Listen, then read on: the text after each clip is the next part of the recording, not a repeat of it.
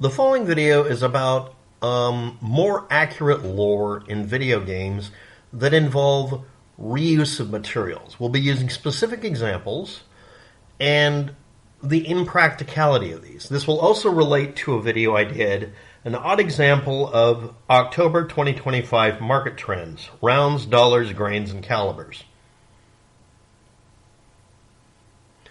Lots of video games employ the idea of recycling and reusing and repurposing of materials to make things in the game.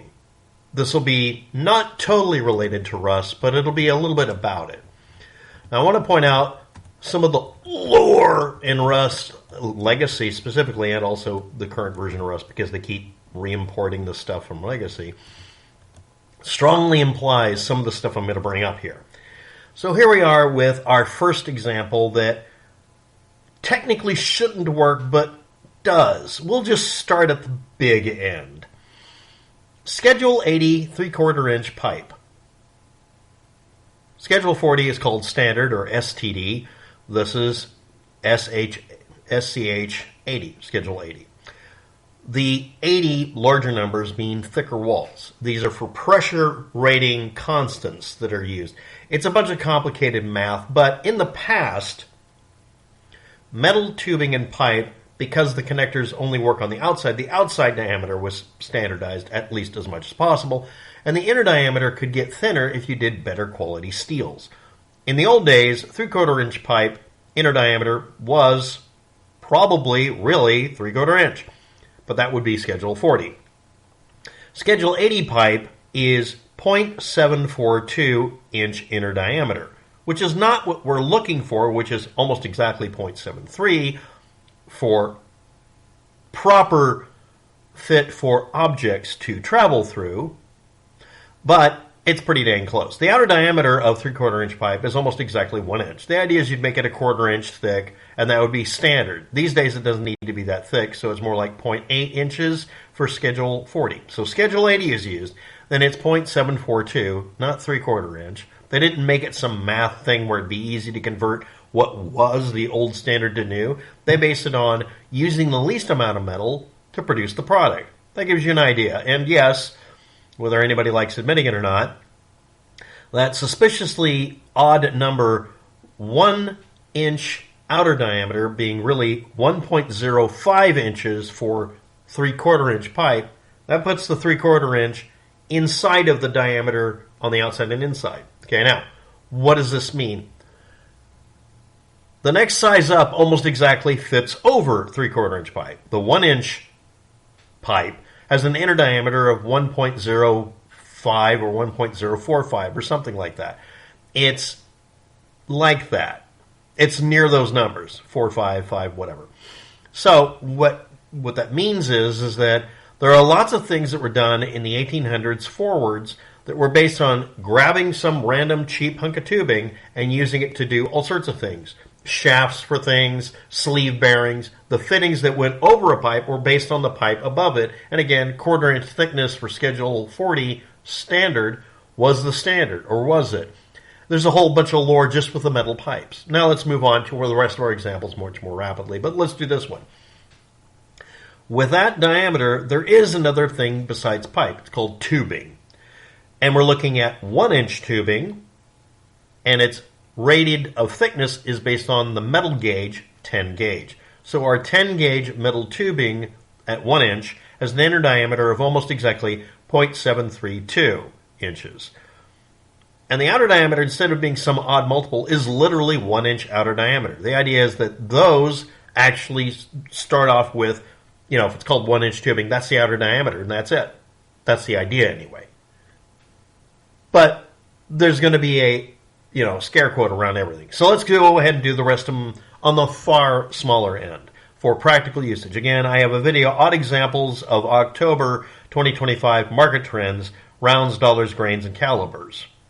The cheapest available cartridges and the most plentiful, which happen to be about the same thing. Hydraulic tubing, a good fit.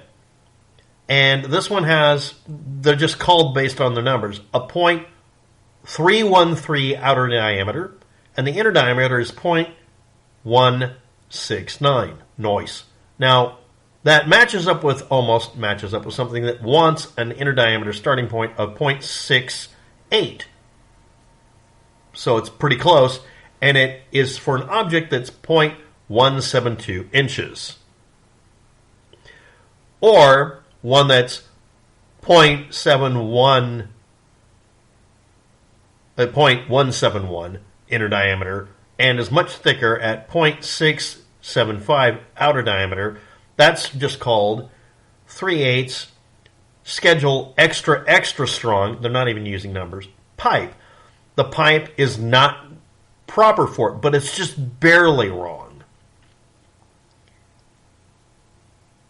So a lore accurate thing in some the end of the world as we know it scenario or scrap-based economy like in Rust or Rust Legacy or anything like that would mean that you'd be ending up finding the pipe, but what you'd really want would be the hydraulic tubing with a 0.169 inner diameter. But schedule extra strong 3/8 pipe would be close enough. Now here's where you could have your wiggle room in your story thing. The pipe is older grade, so it's thicker, so it's actually slightly smaller and matches more what you're looking for at 0.168 or 0.169. Okay, now why am I bringing this up? In a video game, are you encouraged or discouraged from providing accurate information if you're doing things like in Rust where you find a fence pipe and make it into a rifle? Let's continue. Schedule 80 pipe. Again, this is just bigger or thicker than standard, which is Schedule 40. 1/8 inch pipe. Happens to have an inner diameter of 0.215 and an outer diameter of 0.405. The ideal we're looking for the particular object we want to go through it, in every case for a bewilderingly large number of commonly available thingies that we need to get, is supposed to be 0.19. So this is actually smaller and would honestly be a better fit considering all the working and sanding needed. The same inner diameter is also found in brake line that's called 5/16 currently. It would have been a different number before. Again, the metal was lower grade. This is extremely high pressure line, and it can get away with being thinner because it's better grade metal at 0.313 outer diameter instead of the 0.40. You might have noticed with these numbers, hey, these are looking like multiples for other pipes they're going to bring up because you'll look it up by just reading below. Next, tubing and or pipe. We're going to be doing with tubing only, and this is where we get the more annoying things. For things called 380 and or things that are approximated at 9 millimeter for the object. Not quite a point where you'd have to give up, but pretty damn close. You're looking for an inner diameter that's 0.347 or 0.348. We can get 0.344 inner diameter and 0.75 outer diameter. It's called 3/4 inch tubing, and it's 6 gauge. That's a way thicker piece of tubing than we need. Something that's 1/2 inch outer diameter and almost crap for it is 0.356 inner diameter. We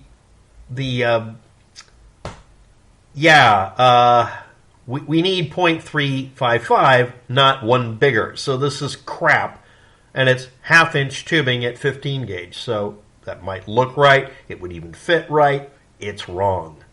Unless you don't really care about... this is like the old recoil versus new recoil spread pattern. How to turn a rifle into a shotgun. So anyway, let's move on. There's nothing left to the video. We're done. So what is this actually about? Yes, this is actually about that subject we can't cover on YouTube. And it is actually about safety and precision, both in not having something explode in your face in a video game, and also making sure that you hit your target downrange instead of accidentally hitting your buddy while you're doing a raid on someone's sheet metal base. See, we're in game here. It's a lore-accurate discussion. But what is this really all about? All of this has to do with, at one time, when metal pipes were thicker and crappier, and made by methods that are very dubious by today's standards, but could be put through an extra layer of activity and working to make them better, but the outside would get a little bit thinner. Instead of being 1.05 inches, it was literally 1 inch.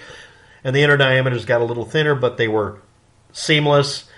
And the metal was artificially escalated in its strength using crap materials versus just using really good materials because we've been recycling it for 100 years and it's just better now. Yeah, in the past, every one of those original designs were based on off-the-shelf crap that you'd get almost from a scrapyard, but this was what was put out. And it just happened to fit, and that's what those bores and gauges are based on. Yeah. The only one of them that actually stayed the same, which oddly enough is the only one, literally, is using a 1-inch tube to use a flare gun. That's literally it. That's the only one that's actually pretty close to identical in the past, simply because it wasn't to take any pressure and they didn't bother worrying about it. They just make it thicker and now it's just a better metal, which may be the reason in the video game Rust, the handmade shell looks a whole hell of a lot, and the barrels look a whole hell of a lot like you just used a fence post to do it, which wasn't uncommon with waterfowling pieces that are now illegal to use for that purposes, called pump guns. So what is this video really about? Well, it's me looking up over now 3 or 4 years, what is actually out there as far as what would commonly be available once all resources are dead and nobody's making anything anymore, and what could you reload reasonably. 2 of these can't be reloaded, 2 of the types, although 1 can. And the other thing is, eventually things wear out. What hunk of random scrap metal are you going to use to build your pipe rifle like in Fallout? And the answer is, that's about it. Not because those are the available bore diameters and you could do something with them, but because that's what the ammunition availability is. As long as you make everything perfectly chambered in your gun. So you'd have high-grade guns, which would do multiple drill bit passes and then do a ream for the chamber.